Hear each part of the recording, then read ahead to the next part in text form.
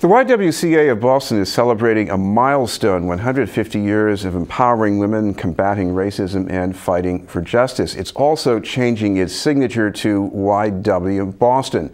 To talk about the history, the changes, and the celebration is our guest from YW Boston, the president and CEO, Sylvia Ferrell-Jones. And also with us is one of the YW's community partners from the Boston Police Department, Superintendent in Chief, William Gross. Thank you both very much for being with us. Good afternoon. Pleasure to Glad be here. to be here. I want to start with Sylvia. Before we even get into the history, talk about the name change that we're going to have to get used to now, YW Boston. Yes, we've rebranded ourselves YW Boston for a couple of reasons. One is that when I say YWCA, people hear YMCA. Happens all the time. The other is that there's a little issue with the C, which historically stands for Christian. That's our historical legacy, but we are completely secular. We're not a sectarian organization. We serve anyone, people of all faiths, no faith. We serve people of all genders now as well. So we wanted to be modern, and we decided YW Boston met all our needs. Plus, when I think of YMCA, I think of swimming and basketball, and Right. of course you've always had a different focus at YW. Our focus is on social justice, and we achieve that through leadership programs, racial justice programs, and health and wellness programs for women and girls. Let's start with the Superintendent-in-Chief. It seems a little bit of a stretch at first. What has that got to do with the police? But it has a lot to do, I guess. It sure does.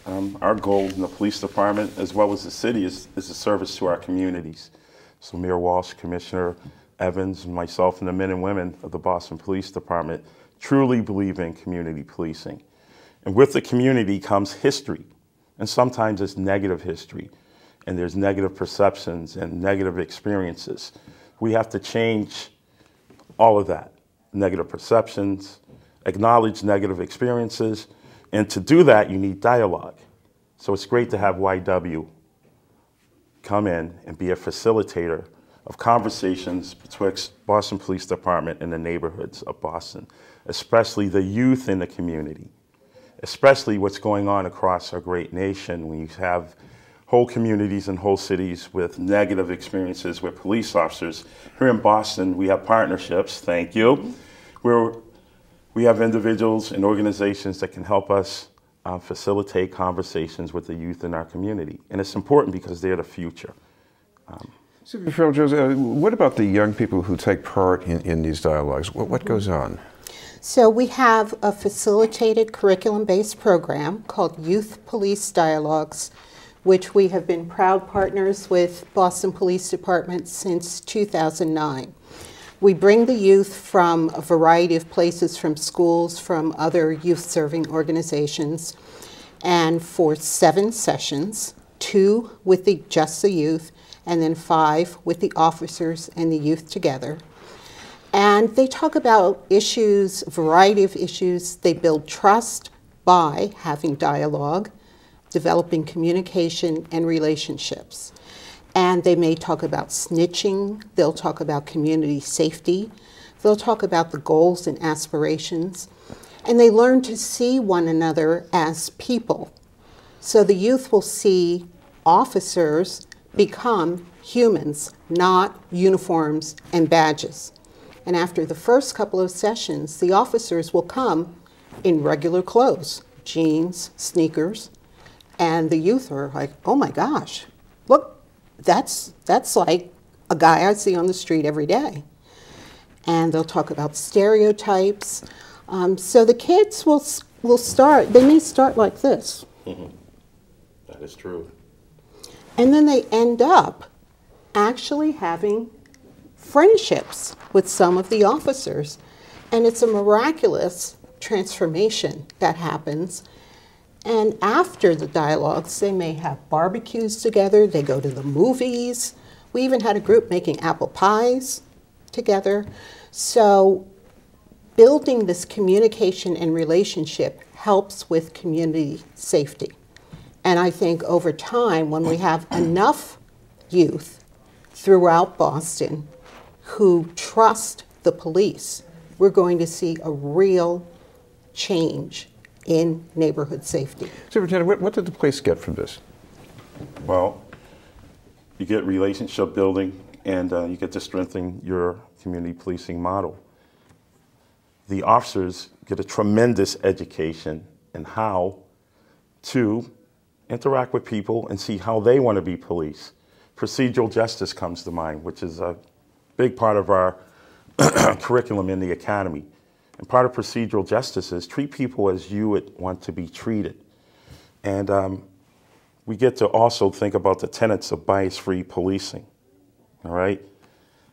Get to know an individual, break those stereotypes, those cynical views. And as the youth learn that police officers are human too, we learn that the youth in the community aren't like TV or videos. Individuals get to know individuals. And that's the type of police officer you want policing in the city of Boston, that understands the people from the communities from which they are, of whom they are serving. So it's a great educational tool for us. It's a great recruiting tool for us as well, because the youth that we're having the dialogue, we hope that they'll be a part of the city administration or Boston Police, Fire Department. Those are whom we want running the city. I'll turn you back to Sylvia. You have an event coming up in a few days, and also a whole plan for celebrating this big anniversary. Yes, we have Stand Against Racism planned for Tuesday of next week, April 12th. It's the 6th annual Stand Against Racism, and we will have a panel talking about the state of race in Boston now. We're calling it a community conversation. As I mentioned, it's at the Federal Reserve Bank. Breakfast is available at 7:30, so you have to be an early bird. Early bird, yes. The program starts at 8:30. We have coming to join us Callie Crossley from television fame here in the city. Verne Myers, who is a cultural innovator and activist and author. And Professor Michael Jeffries from Wellesley College, also an author. You can register, if you do it quickly, because we're almost sold out, by going to ywboston.org/stand. So that's going to be a great conversation.